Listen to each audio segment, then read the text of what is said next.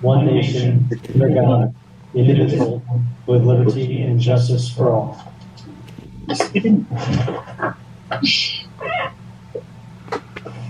Roll call, Director Barney.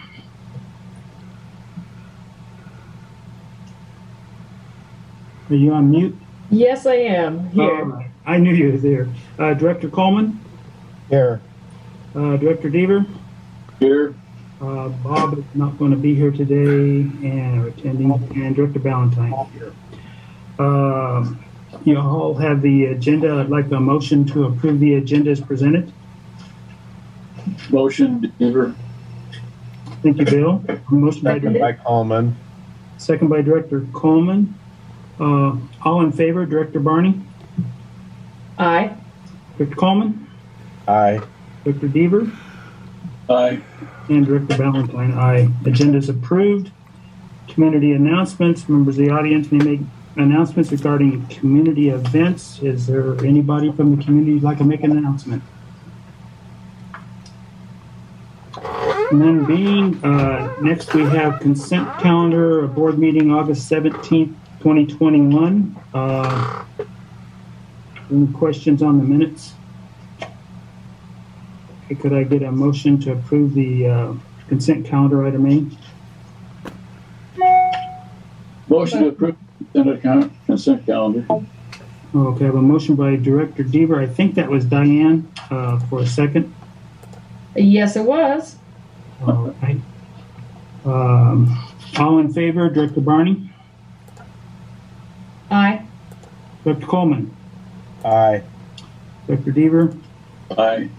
And Director Ballantyne, aye. Consent calendar is approved. Action items, resolution declaring certain property surplus to the needs of the district. I think Jason has this. Good afternoon, members of the board. This is a routine surplus of equipment that's listed on these action items here. So we're just looking for a resolution to declare these items surplus. All right, I'd like to get a motion. Deaver moves to approve the resolution. All right, I have a motion by Director Deaver. A second.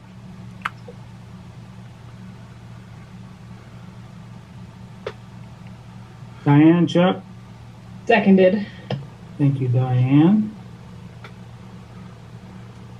Are there any questions regarding the resolution core property surplus? None being, we'll do a roll call vote. Director Barney?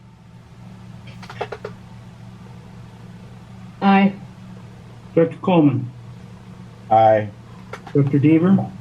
Aye. Director Ballantyne? Aye. Item A is approved. Reports, financial reports, I believe that would be Carrie. Yep. Good afternoon. These are the financial reports for month ending July 31st, 2021. So it's our first month into our new year. You'll see the bank balance, or Jason was going to put up the treasurer's report that was left out of the board packet. You'll see there's duplicates of the financial reports. If anyone needs a hard copy, just let me know and I can send over an email with that report.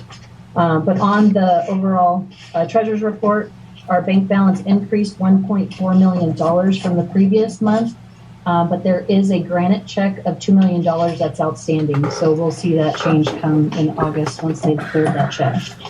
Our operating revenue is at 9% to budget to actual for the month of July, and operating expense is 7% to budget to actual. July fuel report, we sold 72,000 gallons of fuel. AR report, no big changes, still EPS, which is currently in bankruptcy and with legal. And Jose Lopez, which is a tenant that vacated. He's been making small payments, but we'll be sending that one to collections here shortly. And the fitness center has 504 members, so they are continuing to grow each month. So that's helping with monthly invoices. Excellent. Yeah. And that's all I have. If you have any questions. Anyone have any questions? None being, security reports, I think that's you, Chris. You may have to turn your microphone on. All right, good afternoon, members of the board. This update is for the period of July 26th through August 25th, 2021.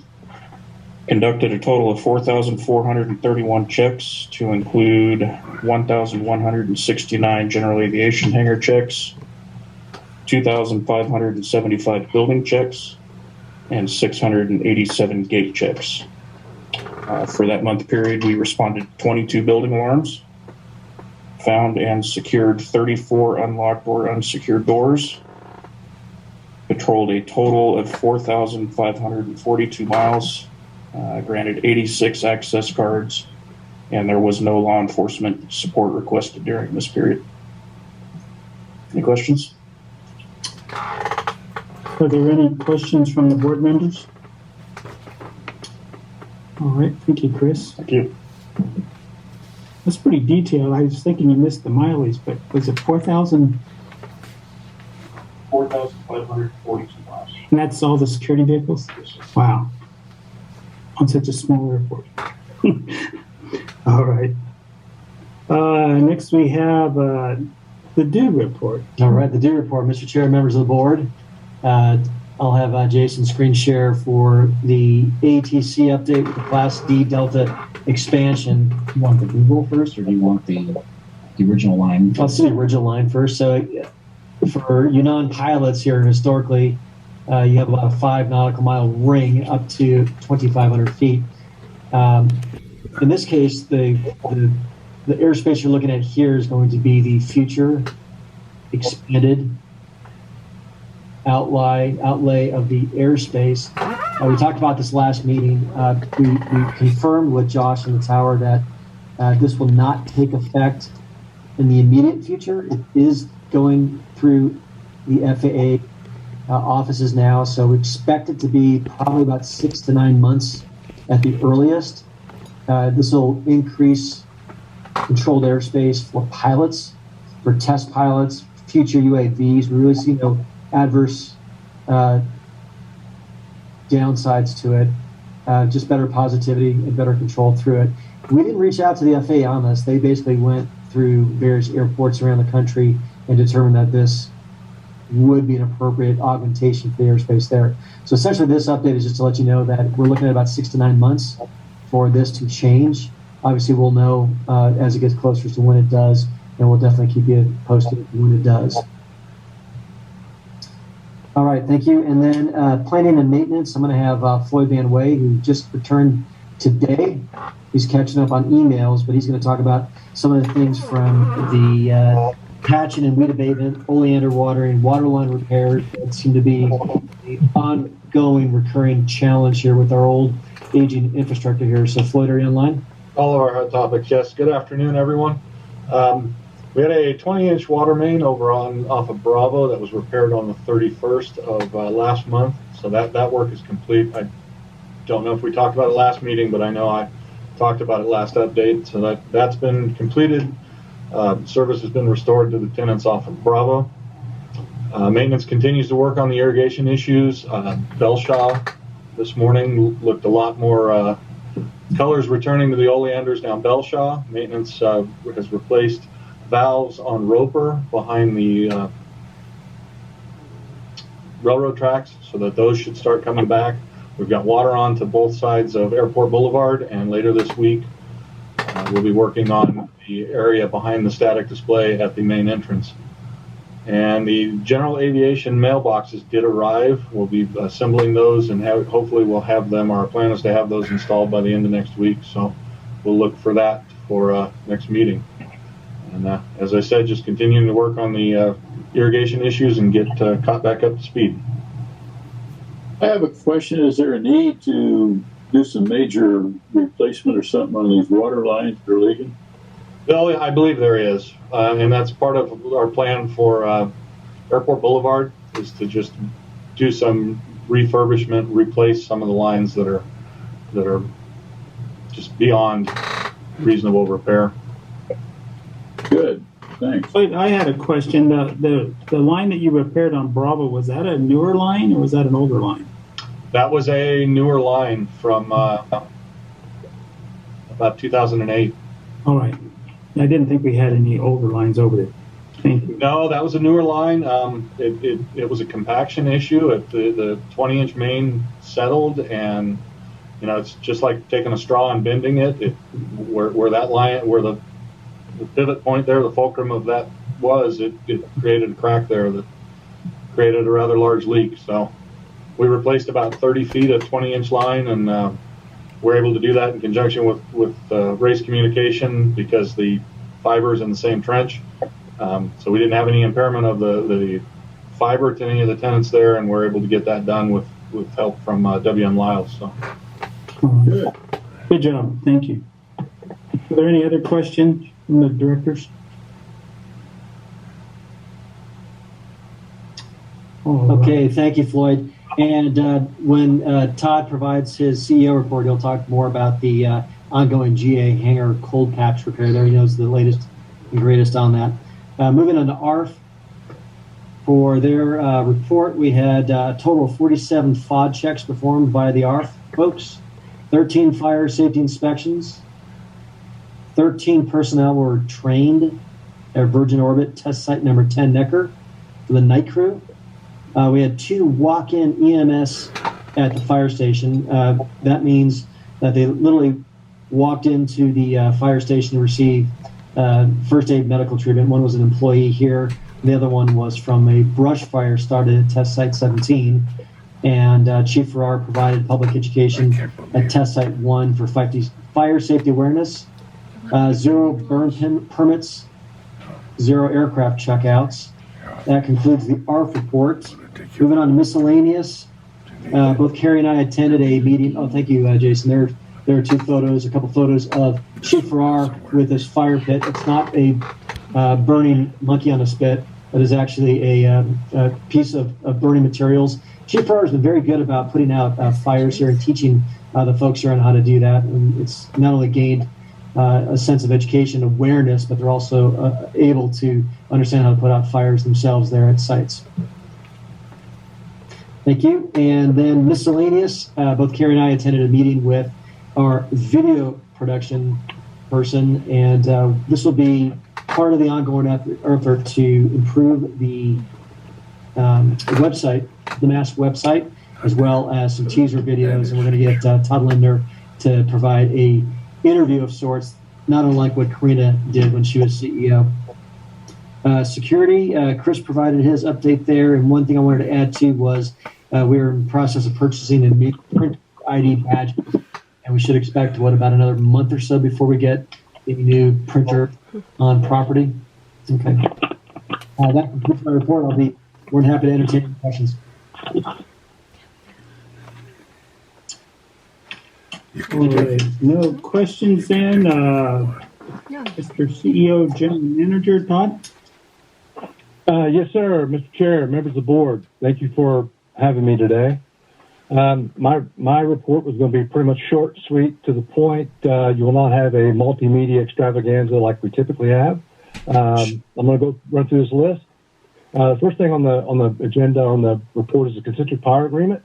We recently entered into a letter of interest and signed a non-disclosure agreement with the support of Mr. Scott Nave and with Concentric Power. They are interested in leasing a significant amount of property that's located in that corridor that we just recently purchased up north of the airfield. The good thing about this in particular is they will be able to provide a microgrid that will be able to accommodate not only the future wind tunnel, but also they'll be able to accommodate the general aviation electricity as well. And which brings me to my next point. We're still working with ClearSun on a lease agreement for them to do GA hangar development as well as develop an area consisting of about 10 acres to provide solar power down closer to the ball field. However, one of the things that I'm considering right now, one of the things I want to bring to y'all's attention, if Concentric Power goes forward and enters into this agreement for this property north of the airfield, it will probably be within our best interest maybe to go ahead and develop them on our own. Financially, we will have the resources to do that at that time, and that will kind of provide us more flexibility as it relates to going ahead and doing that development. Nevertheless, we are continuing our negotiations and conversations with the folks at ClearSun. Hangar improvements, the pavement.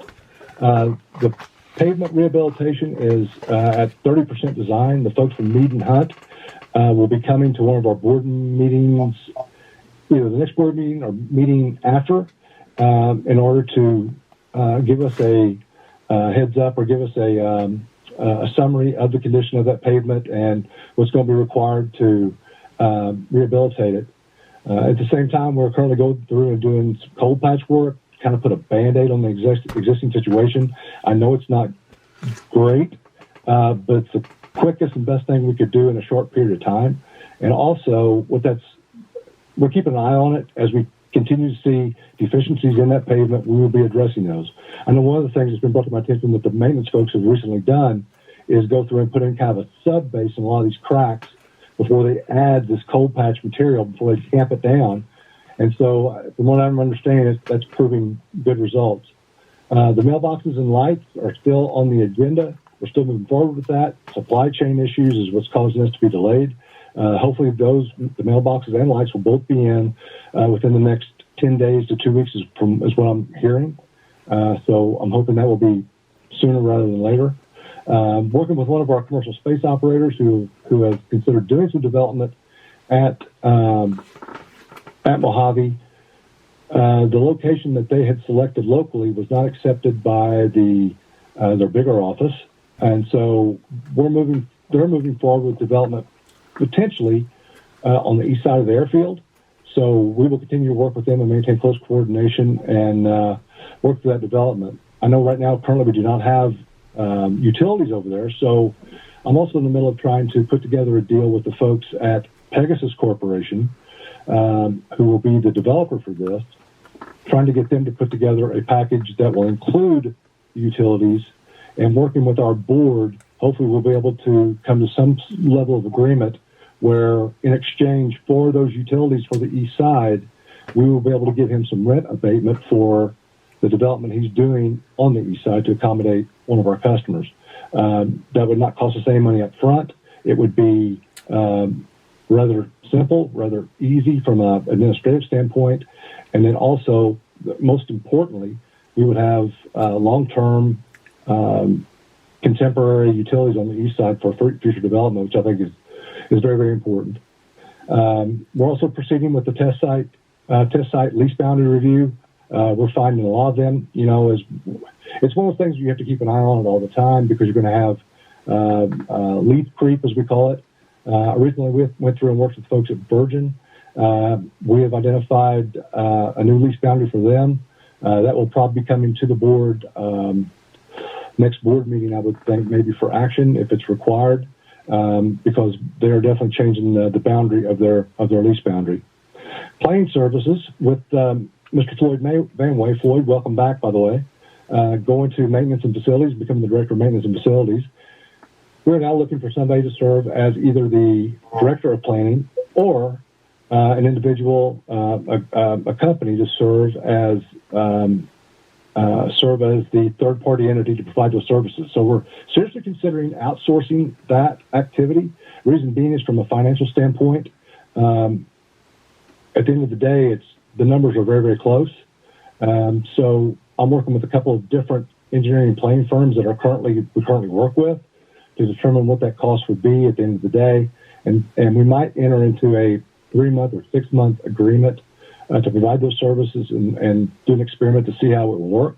With a short-term agreement like that, if it doesn't work, we can move forward with bringing someone in if should need be. And if it works, it would be great for us because we wouldn't have any liability there. And the money, like I said, the money would be the same. FBO services, currently working with a couple different FBO providers. Nobody yet has been able to show me where we can consistently generate $1 to $1.5 million a year in revenue with an FBO on site. So until somebody can show me that, that's not I don't think that's a good way to go for the airport. That's just not a smart business decision at this point. Like I said, I will continue looking and researching those alternatives.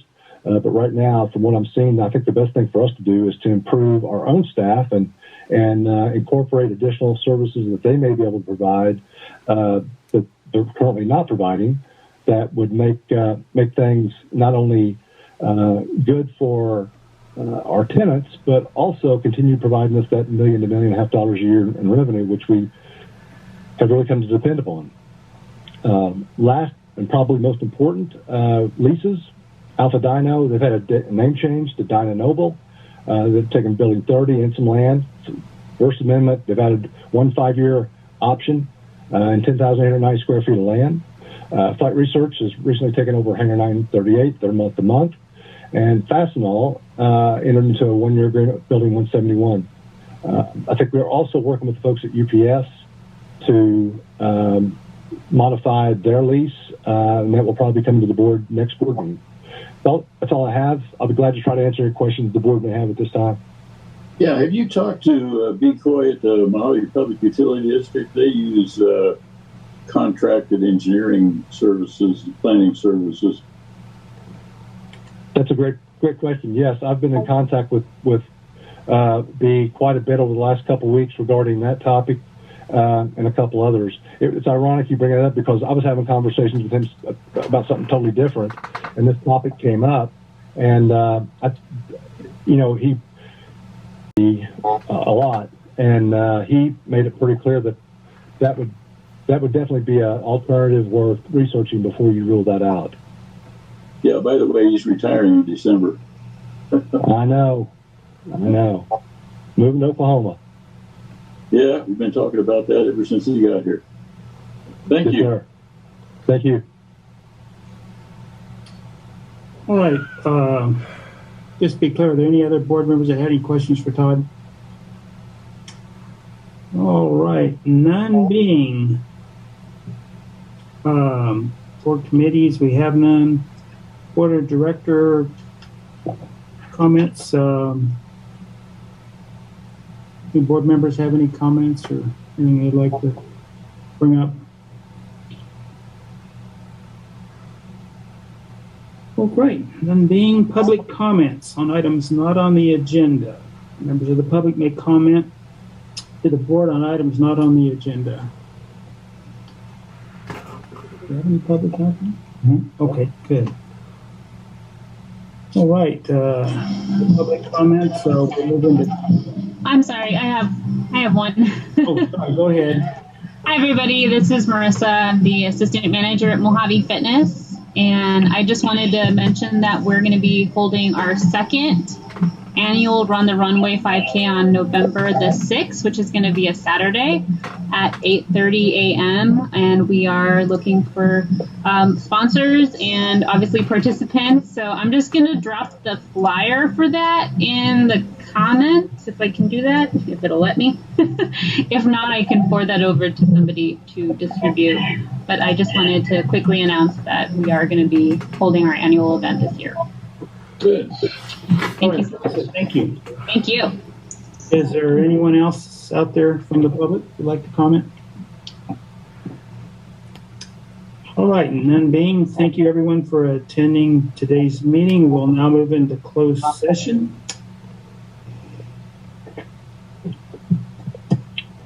Recording stopped.